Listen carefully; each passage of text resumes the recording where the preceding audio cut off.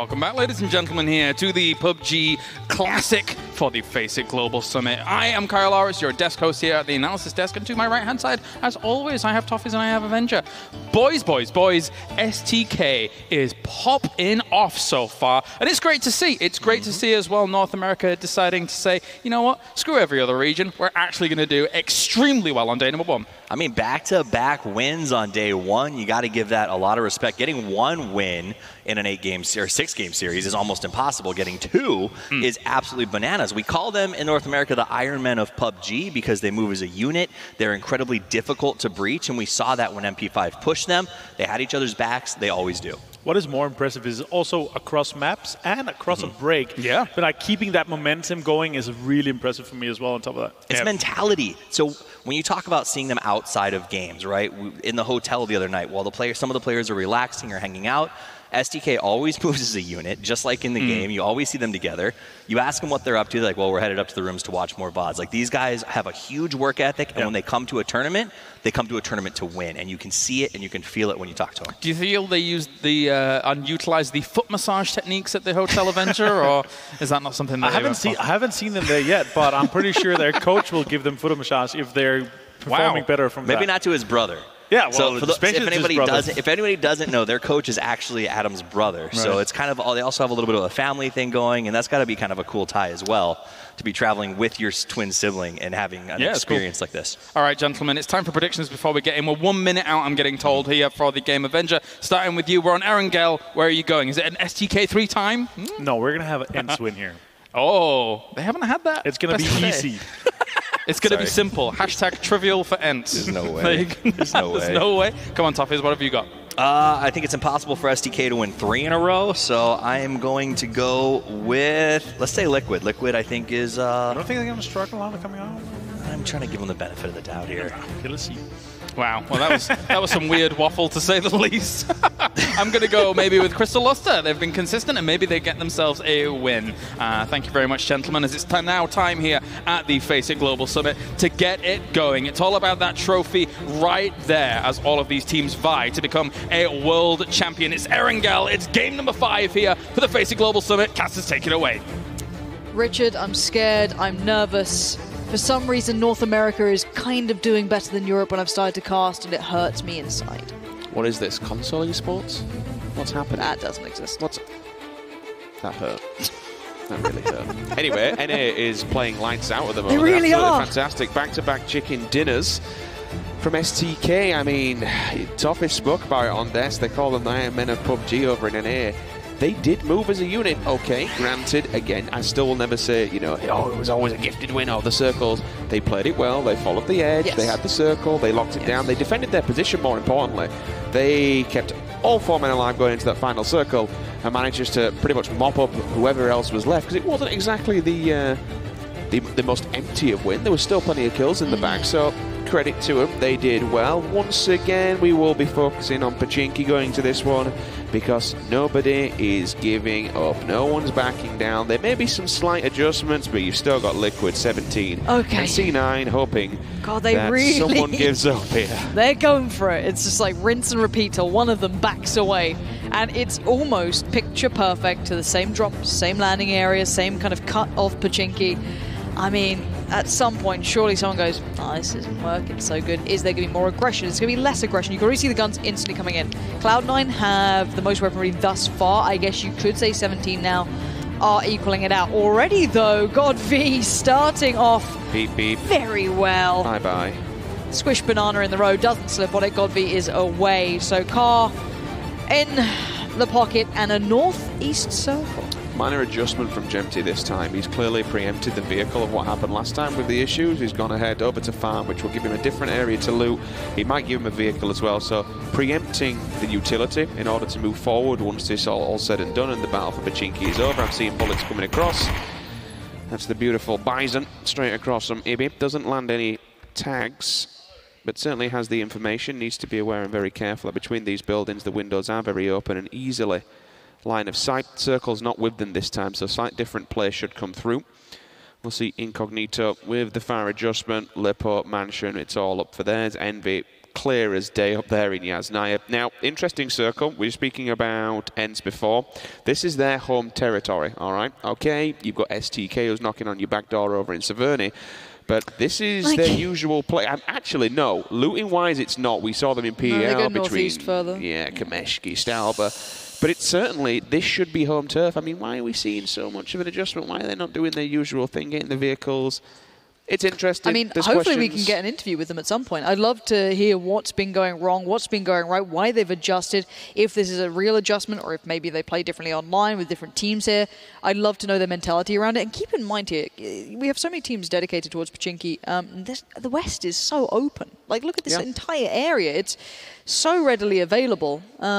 I'm curious if things change going forward with some of these teams, if they do manage, you know, the groups again, if they decide maybe to switch things up, or if it's too late. I mean, a lot of these teams will have their specific loot routes as such. I know a lot of people have discussed that now, so people understand what I mean by when I say it, but they have their approach. And actually, speaking of approach, we have a bit of a scary prospect for ENCE, because this is shoot to kill. And Thrifali is holding the boxes, but there's a player very close by. That AK is deadly, and oh my god, they have no idea. ENCE now are being completely and utterly kind of put to test. Let's see what Thrifali, you've got to say it like that, otherwise it's wrong, is going to do here.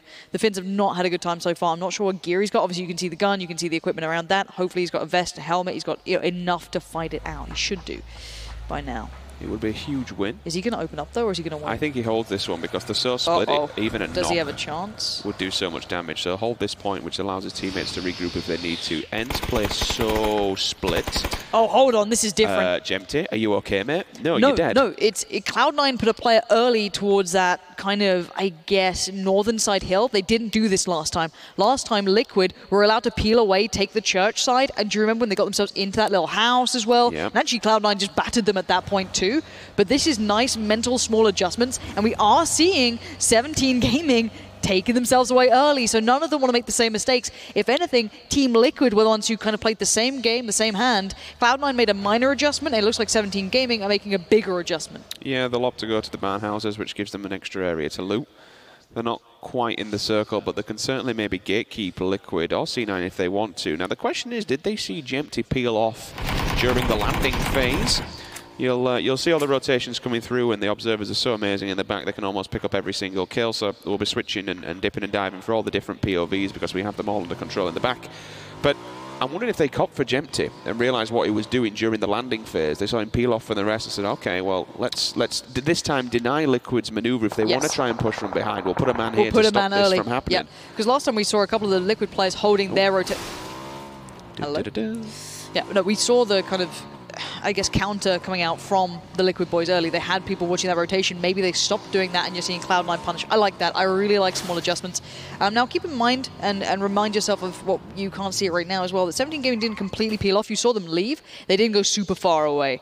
On the other side, though, ENCE is still very split here. It's one, yeah, there's no one together. There's no trades available. All individual looting, and this is great for loot. But there's a time limit. There's a marker that will tick in their heads that should say, guys, we need to start being a bit more cautious. The circle will push teams who like to early rotate towards the areas that we're in. Squeaky, in the middle of a field, you've got Interrogate some of the Envy boys in between him and Rustenmar. So you have to remember that there is always limits on what you can get away with. Hello. Was that two? Double headshot. Literally, dink, dink, thank you, bye-bye. Is there anyone else over in that vehicle actually able to get them up, or are they just going to get mobbed? That's sick. That's actually disgusting.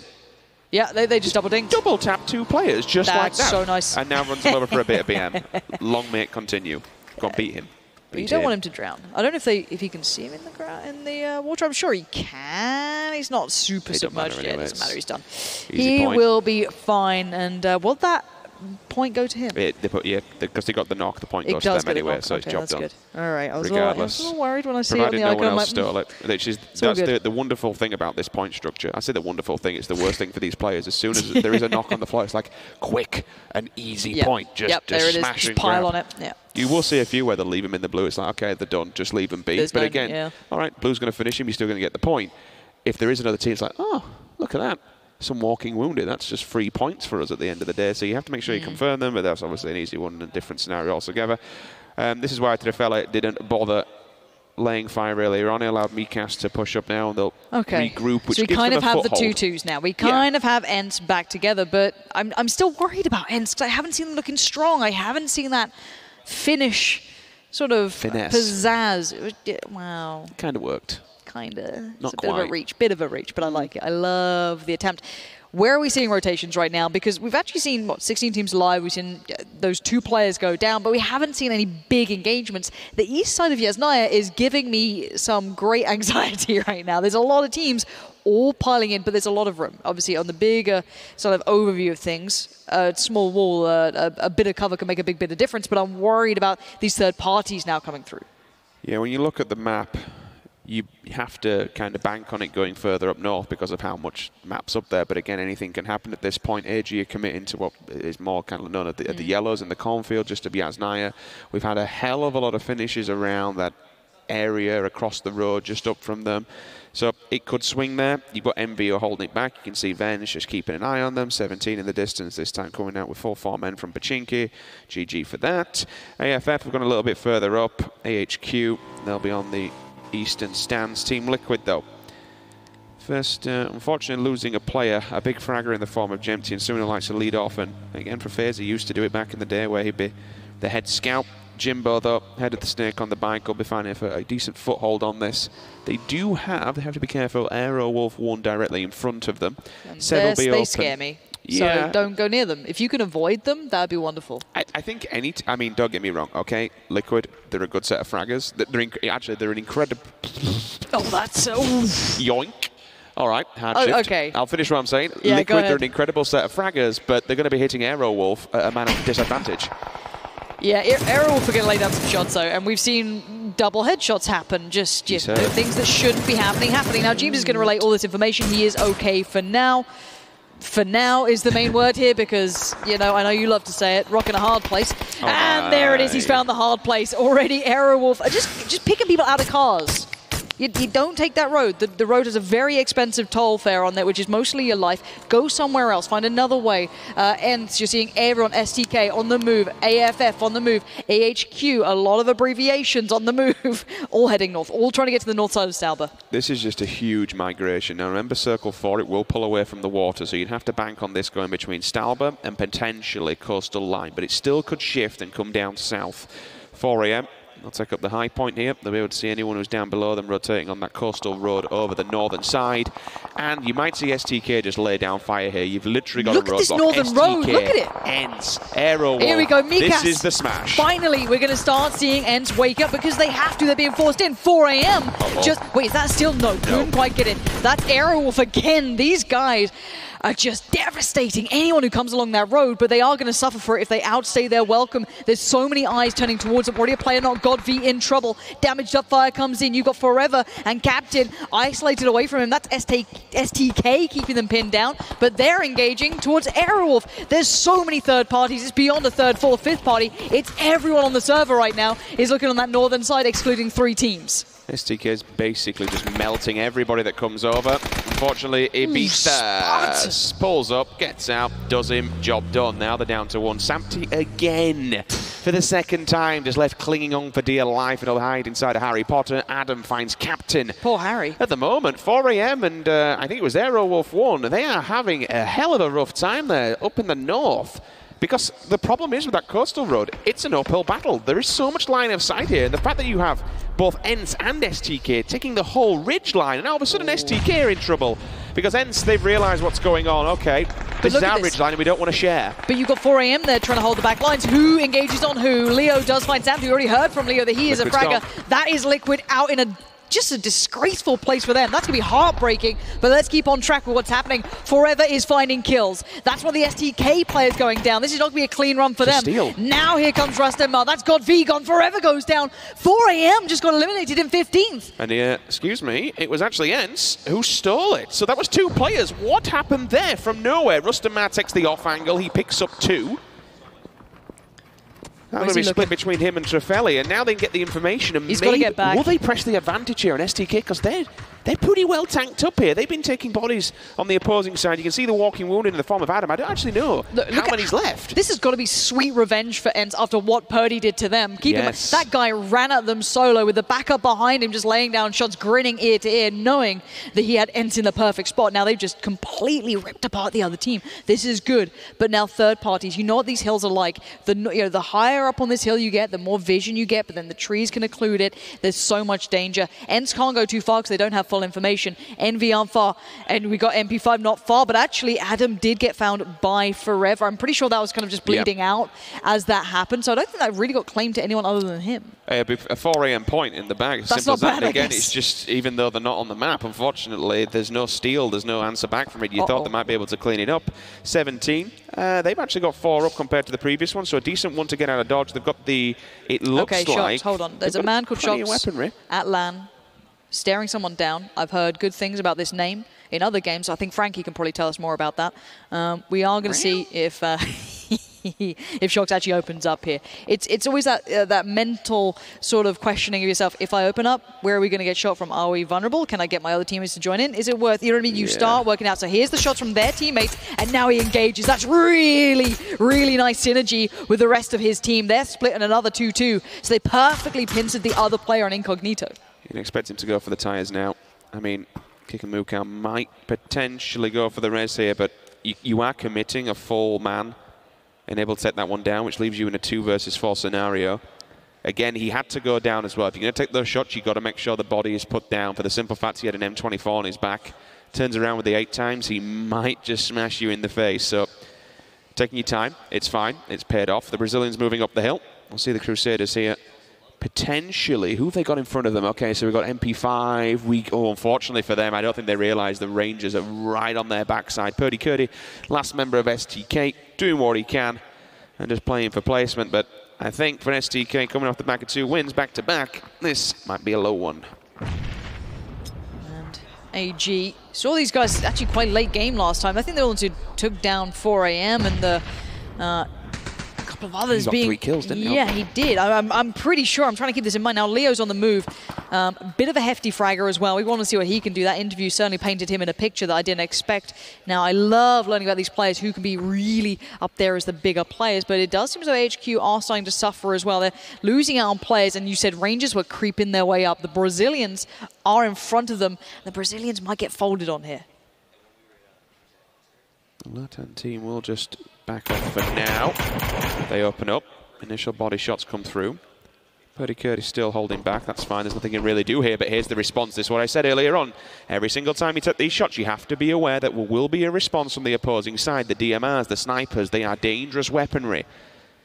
Rangers do have the man advantage, so they've got the guns, but unfortunately, do they have the skill? And FPS will find a couple of tags through the bodies, but now he puts them in a very tricky situation because this blue will start to do damage, which basically leaves them out there, and they have to move into the circle. Brazilian, they can hold the line and basically let the blue do the damage and just let Rangers walk out. That shift goes away from all of them. The blue has worked, Lauren. He's down, he's out. They will lose 1.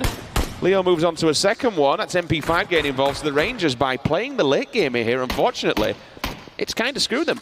It really has. I feel bad. They waited too long and they took that awkward couple of shots and couldn't commit, and they couldn't land enough to confirm it, and now they're just bleeding by the wayside. You're going to see how much damage this does. It is not a light circle. This one stings, and you've got a team to the north, team to the south. Where are you going to go? You've got to just pick your poison at this point. Sitting in that smoke will only last so long. They're just desperately trying to heal, and as you said, that circle is all the way in the east. We have a lot of teams already in a very, very aggressive, strong position waiting. Oh. The thing is with the... Ooh, I'll just... Miss me with that, Nate. The thing is with this circle in particular, the topography of the map, pretty much the whole eastern side is grass and nothing else. Mika's just got found, though. This could be a launch pad for the rest of MP5 to start running into this one. If they feel they need to go, this is a really good point. But actually, ENCE aren't that close by. They still hold high ground, so Mishu does confirm kill, but the rest of ENCE are sitting further back. He might have been their almost warning signal to alert the others at this point, or sadly, he just got caught out. Now, Envy can third party. MP5 can be a nuisance. We have AG in the backlines. This western side is very scary for anyone who wants to walk along that trail. West is best. This will be the momentum of this game because East is pretty much a dead zone, to be honest. You won't really want to be walking around there. The southeast side is a bit scary. Yeah, and everyone will be focusing on this side and clashing heads. Envy are in the best spot. They can hold this line. 1, 2, 3, 4 teams are outside of the circle. In front of them, this could be, honestly, Envy could mop up maybe 5, 6, 7 points here just on kills alone. Yeah, it does look as though Ents are holding the line, which is the main thing. They've taken down Mishu, who's the kind of engager, but Envy in the back lines are now going to be a problem. They found Spartan, so Ents know that Envy are very nearby to this. That can be caught up on in a second. Let's keep tabs on AHQs. They do clear through this, methodically moving, and it does seem as though they hear the shots towards Cloud9 from afar. So they should know there's danger around, but at this point, you know there's danger everywhere. That western side has kind of dispersed slightly. Ents move slightly further south, it looks like, to try and find a little bit of respite from the Envy boys really breathing down their necks, but not everyone is safe, Rich. There's still teams out in that danger zone. You're going to be seeing one of them now. General on the run. How is he still alive? Makes it in thriftily from up on top, does switch over, gets ready for any sort of response coming in from the others, but for now they are fine. They do want to find safety of their own, though. Envy still open arms, just waiting for this because they know everyone has to cross into the circle and make their way forward. We'll see DG98 doing whatever he can do for the Rangers. The last man standing, but not for too long as he is outside in the blue, and he will be bleeding out and dying rather soon. Moody gets tagged up by Ents. They now have the read on where Envy are. See the Brazilians directly in front of them. Homboya finds Everyone's one taking with this FPS. line, Richard. Yep. The Brazilians are being barbecued. You can see it. And one FPS goes down. Raspu's gone down. All of them just got caught by AG, who took their time. They moved with the blue. But then you've got to consider, where do they go from here now? There's still some of the Brazilians remaining. Rastanmar is there. So you're going to see every team now turning their eyes towards it. The Rangers still have that one-man standing. DG98 is doing everything he can. That could be a knock. Can he get it in time? I think he knows he is done for. Rastanmar will put him out of his misery as the Brazilians also suffer a similar fate. They are being broken around. Circle does centralise on the main road. Purdy Curdy's still in. No idea how he's there, but he's managed it. C9 are doing an interesting one. They were the last ones to leave Pachinki, but they do have a 4-man stack going into this circle. The bad thing for them is they have 17, a team that were causing them problems at the very start of the game, just smack bang down in the middle of the south. And it looks like Afrika might have actually got the information that things are going on here, so Afrika Cloud9. You've got to be careful. They're going to get squashed between two teams. You've got AFF directly above them in the north. AFF are just locking it down. 17 could push this. They're king of the hill. It's Cloud9 who are in danger. Look at it. Nerf's already been knocked. K-Mine's in trouble as well. If they keep pushing this, I want to see what 17 Gaming do here. They've got a nice bit of cover from the kind of northern side. They've got that bit of a dip on the ridge that kind of runs around so they can focus towards Cloud9, but you cannot get isolated. You have no hard cover. You just have the terrain to keep you safe. Envy, in the meantime, are engaging towards Ents, but you're going to be seeing Lobes keeping this one under wraps as best he can, locking this down, denying the pathway through, potentially looking to consider a revive, but in the meantime, it's Envy again. Late game swinging into the fight now. The battle on two fronts for Envy. It looks like they're going to push the advantage. We can see it on the map. AG might be done for here. Venerated and Moody are going to extend to the edge of the circle and potentially just put a nail in the coffin there for AG, unfortunately. Profi hanging back and just been aware that there could be a team lingering behind them. They've still got these shots from 17, which came in earlier on. The problem is he's got AHQ to his east. He's got 17 to his west. The problem for them is Pachinki. This is why they're so late, because they've just been playing with all these different teams down there. You can't get central. You can't really do much. You turn up to these parties super late. The rest of Cloud9. He can get an angle on the others. He can get the angle on 17 if it happens, but we need to ignore that because AG just got ripped apart by Envy, who's really starting to swing into things. They've been slow. They've been holding the line in the north, kind of, I guess, western side, but now they're coming into it. Oh, Squeaky. Squeaky, hold your nerves, hold your breath, because Incognito start to linger over the top. Squeaky strikes, takes down one. Is the trade there? Rastamal goes down. Squeaky still doing everything he can. Can he hold this by himself? He needs to go off here, and he's doing just that. Confirms the two he started. Not going to go for the revive just yet. He knows the nade is there. He knows there's another, but where can he go from here? Can he still find it? Or will he peel off and try and take a second to breathe? Squeaky got it. Squeaky got him. He did. They just took down three. Squeaky, you beast, and the revive comes in. But Envy, you can see him in the back lines, moving closer, but they've got time for the revive. A second to consider what's just happened. 17 did find Cloud9. I'm looking to see if there's going to be an answer coming back in. It looks like just Lobes is left alive. 17 keep moving. AFF still king of the hill here. They're holding this one down. Cloud9 about to get crushed under the pressure. Squeaky just beasted him. 3 versus 1. Job done. Placements and points as well. So happy days for him. Move back to Afrika. Still lingering on this rock side. They have the cover. But there are so many teams at so many different angles they need to be aware of. And they are playing a very split game. So if a team rocks up on one individual, they're going to have a hell of a time. 17 looks like they've done a tremendous amount of damage to C9 here. Really a lot left to make from the American roster. Meanwhile, speaking of American rosters, right now? Ooh, I'm not too sure. Ents are doing pretty well. Yeah, Ents are fine with 2. I would say the one thing for me is that AFF, as much as they've been kind of central and they're playing towards your top 10 now, which is great, they haven't been fighting too much, so they haven't got the kills. They may not feel as warmed up as the others. They look like they want to kind of get involved. You can see Style pushing out. But for me, I'd be looking at 20 alive and saying, boys, we are far, far spread apart here. This ain't good. For 20 players alive, they should be grouped together now, being ready for teams rolling up on them, because if they do, even a 2 versus 1, unless you're Squeaky, they're pretty much just going to get battered. Purdy's tried to stay alive so long. I like this. I really like the dedication, but I like the turn better from SR. Purdy just gets backslapped by the AHQ player, who now takes a second to heal and move forward. That's another jump in the right direction. Lobes goes down. That's Cloud9 removed, but we still have the big boys, Envy. They're moving south, and Ents are on the other side, but it's Squeaky holding the line. Envy are going to be pushed back and held in this position by potentially Squeaky. He only has 1 man to support him, if I'm not mistaken, and he's busy elsewhere. He's got 17 on the other side. Ents have 2 battles coming at them from 2 different sides. How big can they make themselves look here to seem this intimidating? I do not know. It's literally a 2 versus 8. That's insane. I mean, they've done well to make it to this point. They've got a fair amount of kills in the bag. They're still in. They're safe here. If they can find like a little bit of like a ledge or something. You want, at least in the final ones, it's your fraggers like this. Squeaky and Ruston, man, they could make something happen, but for them, it's not about survival. It's about how many kills and can they pick up before going down. Yeah, but they could third party the hell out of the knocks if you see 17 and Envy engage, which is what they're praying for. Imagine if Aerowolf get involved in Envy at the backlines. You're banking on this. You're praying if you're Ents, but you have to wait. And now Aerowolf move closer. Spotting 1, engaging. Oh, venerated, you animal! RDK had no chance. And now the remainder of Aerowolf just watched his teammate get melted, hit the deck, have none of it. I'm out. I don't like it. I don't want to play with Envy. Lasered. Completely lasered. And that's what you want. You want to be watching those backlines, making sure these individual little snakes can't do too much. 17 starting to really get it's a good angle that as well. Into it. Now, how much room do they have in there with that blue moving? And I'm trying to see how much room they have to move to. Actually, Ents are still okay to a degree. Now, I say that weirdly, where they have Envy on one side and 17 on the other. You're hoping for other teams to keep the attention. That's it.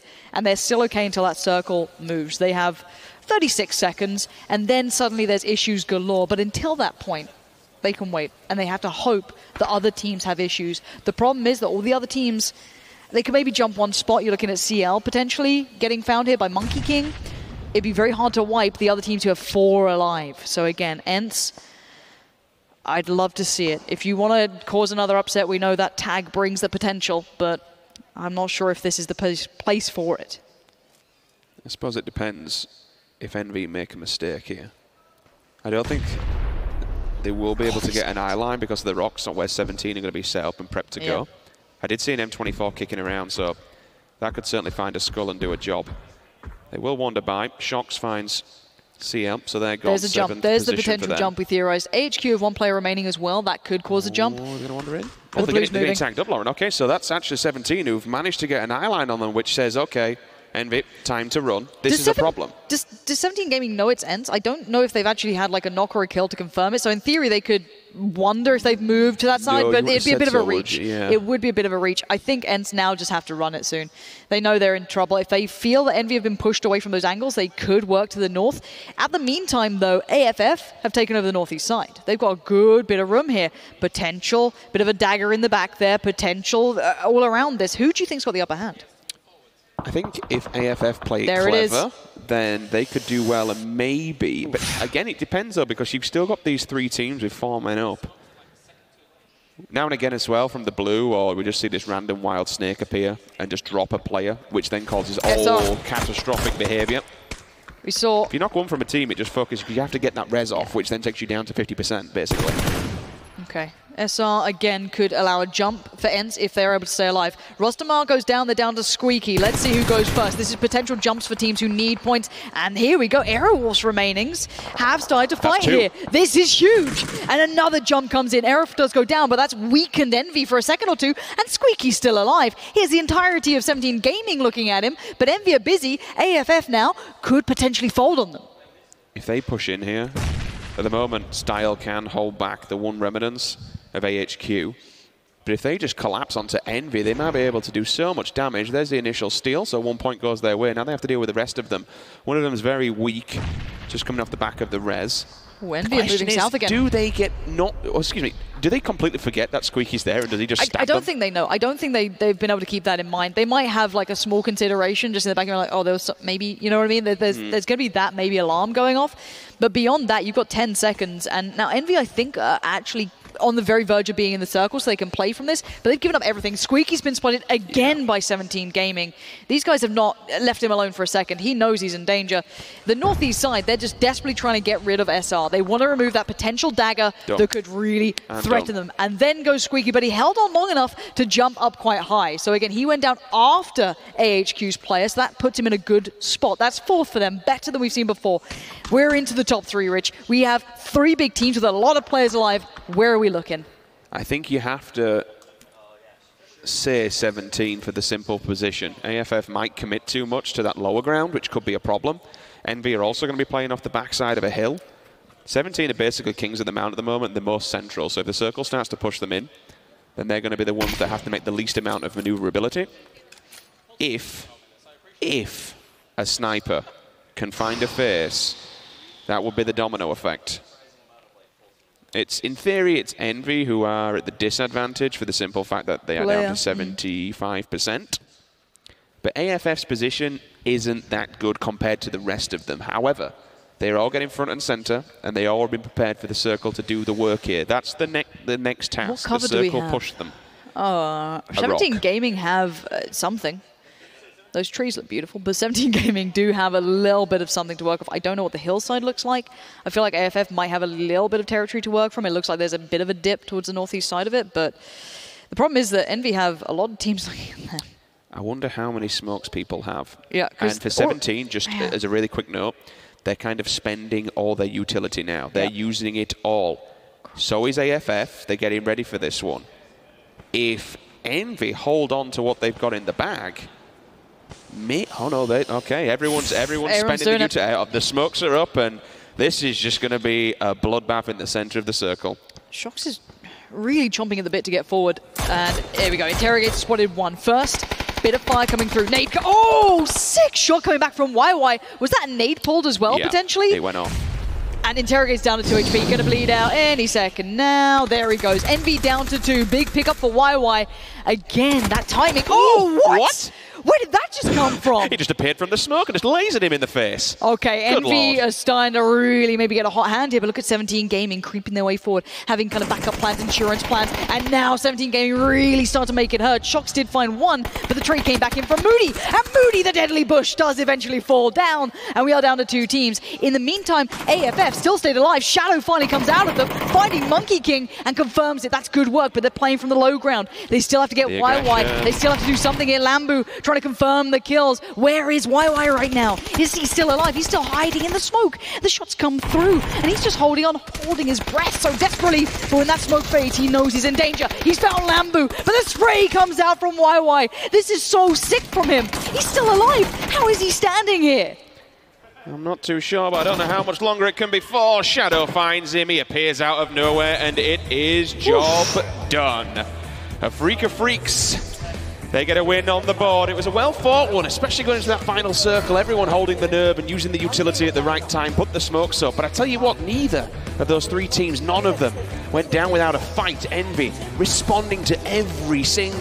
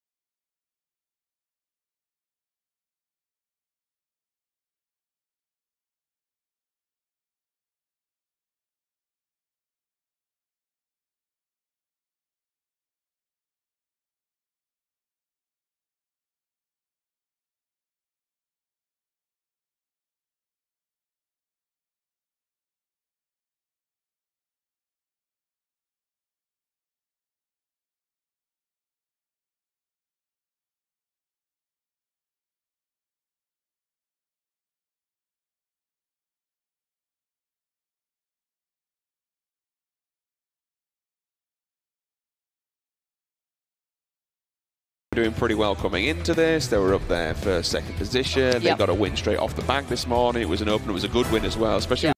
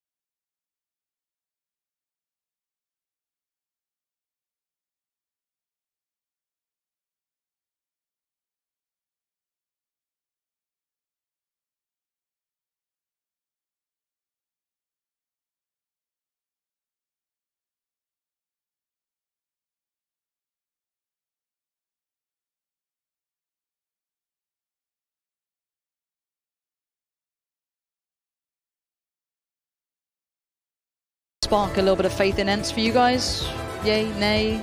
No easy for Ents songs coming out yet? I want to know. Again, there's so much to talk about, but for now, we need to talk about the winners. And rather than us talk about it, let's hear it from Style and Freya down by the stage.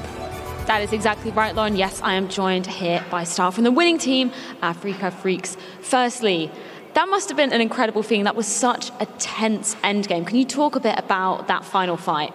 엄청나게 좀 긴장된 경기였는데 방금 한 경기에 대해서 좀 이야기를 해줄 수 있는지. 그냥 이제 그쪽 라인이 적이 없는 것을 알고 빠르게 들어가서 이제 굉장히 넓게 지역을 먹어서 아마 이긴 것 같아요. So the line that they went to didn't seem to have that many enemies, so they went there quickly and then started spreading out quite widely, and then that's how they won, I think, yeah. So you guys, you were in 10th place before this game. Do you feel like you've got more confidence now? Do you feel like you found your momentum? 저번에 이제 10등이었는데 지금 이걸로 인해서 좀 자신감이 붙었는지. 사실 지금은 예선전이라서 이제 따로 목적을 갖고 지금 게임을 하고 있습니다. 등수에 상관 안 하고 이제 저희 지역을 수비하고 적을 몰아내는 데 집중하고 있습니다. So it's the qualifiers for us. So instead of kind of results, we're thinking more about just introducing our like areas and like where we're going to play in the game, pretty much. Did you do anything differently from the first map, Miramar, coming into Erangel now? 네, 미라마에서 했던 거랑 지금 에란거랑 했던 거랑 다른 게 지금 뭔지. 둘 다 똑같은 것 같아요. 아마 지금 아머리 게이밍이라 굉장히 지역 싸움이 심한 것 같은데 미라마도 그렇고 에란겔도 그렇고 이제 서로 견제를 너무 많이 하고 있습니다. 지금 아머리 게이밍 같은 경우는 차를 다 가지고 가는 상황이기 때문에 여튼 이번 판은 차를 지키는데 위주로 게임을 했었고 잘 된 것 같네요. So pretty much, it's the same thing that we've done, but we've had a lot of competition with Armory Gaming, and they've been taking a lot of their cars. So this game, they've focused on keeping those cars in the map, and I think that's the way we won. Well, thank you so much, guys. It's incredible to get insight after such an intense game. We're going to head back over to the desk to break that one down. Many a times when I cover games, do Koreans dominate, and here in PUBG, it has always the potential to be no different. Africa Freaks comes off the back of a victory in game number 5 here on Erangel, and they do it masterfully in those final circles. The aggression has been ticked up. Even the teams on the bottom were averaging 3 to 4 kills each. People are looking for the hunt, they're looking for points, and we're starting to see the desperation of only 12 games per group kicking in. I really love how Africa Freaks really played this well. They spread out, as I said in the interview, how they kind of make sure that they control everything coming in from the bottom of the hill instead of making sure they took control. Many teams like high ground, but how they played this low ground towards and pushed everybody up, that was the key to win here. And keep in mind, they said they stressed getting cars this time around because Armory's been hurting them. What better time than when you get a hard shift to the far north of the island? If they hadn't gotten those cars, they never would have gotten in the position to win this match. So, good thinking ahead and preparation. Once again, preparation pays off when it comes to PUBG, and these guys did it in style. And what better way to power your graphics in these final games than with NVIDIA as they bring us all the highlights.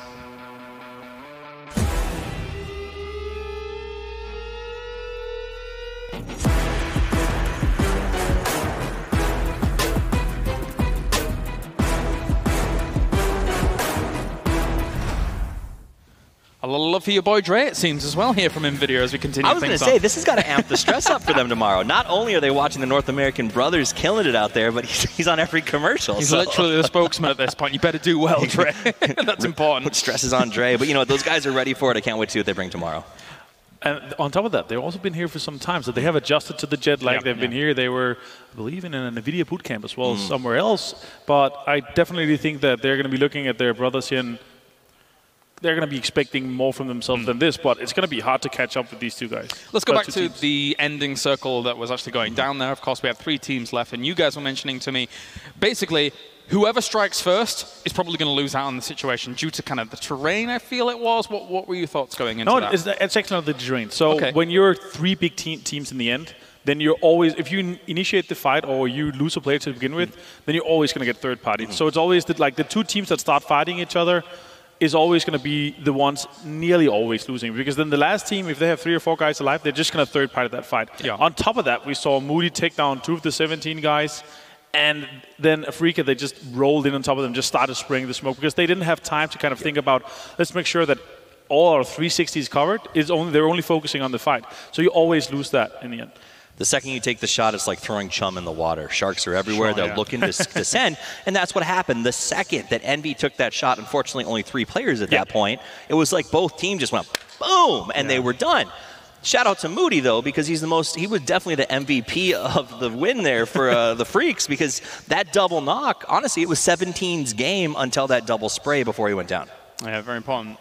I just want to elaborate a little bit on that part. If they were able to take a 3v3, or a 3v4 situation here, I definitely think 17 were able to kind of put a fight up, but it took so long for them. They were too focused on one side, and instead of kind of spreading out 2-2, they didn't have a chance of that. This has been the best showing for Ent so far. Again, kind of a team that comes in with a lot of expectations on them. But, oh my God, did they have to kind of fight for it? No, they're not here.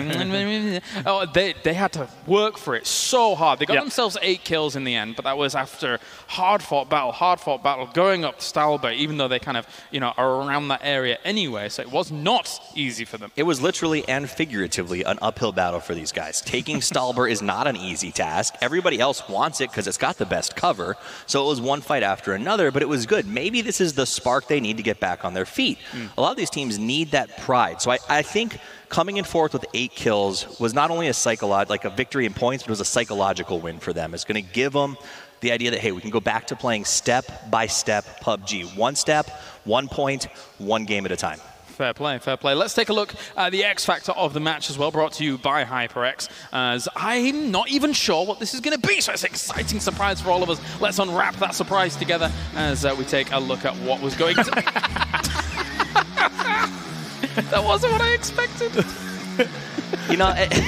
X Factor is a game-changing moment, right? Sometimes it's absolutely fabulous and mind-blowing. Other times, it's just you drop too slow and everyone else gets cars first. But again, impressive that 4AM was able to get down and get 2 players into vehicles in the time it took Brazil to get to the floor. I mean, yeah, let's keep watching it again and again. Just rub the salt in the wound slightly there. Thank you very much, God V, one of our highlighted players for the day. So he keeps popping up, boys. He keeps showing up. But let's be honest. There are a few things in PUBG that are more enjoyable than running someone over as they land, right? I mean, how many times have we lost games because you see someone parachuting and you're like, I got to go get them. And you're like, no, it's going to put you out of position. But nah, it's just too much fun to run people over. Well, that's Avengers play style to a T, I think. No? He looks at me like... No. Whatever. When we played you, it's just chasing. It's like, what are you doing over there? We're pushing. We're pushing. He's like a dog with a bone. You can't let it go, right? No, for me, it's more in the end game where you're like 3 or 4 guys alive versus 1 or 2, and you just run at them and pan them. That's the most enjoyable. Right? Oh, yeah, that's pretty exciting as well. To be fair, I haven't had many of those, but maybe one day. Maybe one day. We'll play together. We'll make it happen. Yes, we will. We will. Some of the teams that didn't didn't have the easiest of times were teams like Cloud9 Shoot to Kill. Shoot to Kill, actually, Purdy had found himself in actually a very good spot considering rotations and was feigning a few fights over to the east position. Yeah, I mean, I think Purdy made a good call. They lost 3 people in transition. He was by himself. Then he did the right thing. He sat in the blue in the second circle, spam healed until the team that were blocking him chose to move to a better spot, and then made a really nice long rotation, which we saw. He took a tower, and then if you had the pleasure of watching the map stream, which you guys can tune into, he sat there just shooting gunfire everywhere with different, he changed weapons. He was trying to convince everyone around him, there's more than just me here, and it actually worked. If they hadn't shifted so hard away, he might have been able to survive a little longer. Yeah, if it shifted on the northeastern side, he was going to be alone there for a great time. And that's like, I was surprised that we didn't see more teams kind of take a transition to the northern side and then come in and kind of run uphill, because it can be very hard, like taking control of the high ground, because there's so many teams that want it. But he played it extremely well. And again, peacocking always works in the late game, because there's so many teams kind of just playing for circles so they can get along many players alive into the circle and kind of play for the late game with all their players instead of taking a chance of splitting. Well, especially since overall, it's kind of funny how we watch that game play out, because there's not a huge amount in terms of shifts from circle 1 to 2 that we can extrapolate from the information given by the teams. But there was the great migration where all of the teams had kind of had their position and they're all moving at kind of the same time. So not a lot of conflicts occur for a moment, apart from up until that northwest location where a lot of conflict occurred at the end. Well, we were joking about it. It felt like a moment where we should have had some narrator talking about the great PUBG migration. Because literally every car at the same time, every player made that transition. But that's the important part of cars, right, Avenger? I mean, you never know when the hard shift is going to happen, when you're going to have to go to a polar location, and having your vehicles protected, making sure their tires are safe on Circle 2, you can't overstate the little things that make the big wins. Especially when we also see the amount of teams that take their two-seaters into houses. They make sure, as far as they can, if the circle shrinks away from them in third circle, even in fourth, that they can crash somewhere with the two-seaters. But as you say, it's kind of hard sometimes to keep your cars alive or keep your cars safe on the northern side, because there's not a lot of hard cover, a lot of compounds where they can keep it safe. And I think that these circle shifts are, it's great to have your vehicles, but they sometimes work against teams like some of our Korean teams that really depend on the 1-3 scout systems. On those big shifts, it's hard to say, all right, go out on the scout, Mr. Motorcycle, because everyone else is moving too. So that is, I think, where we see the weakness of the 1-3 scout system, is those big shifts. Thank you very much, gentlemen. And with that, it's time to go to a short break here. And when we return, we have one more match for day number 1. A and B, all of these teams vying for a few more points here on the first day of the Face It Global Summit. Join us right after this for the final map of Erangel.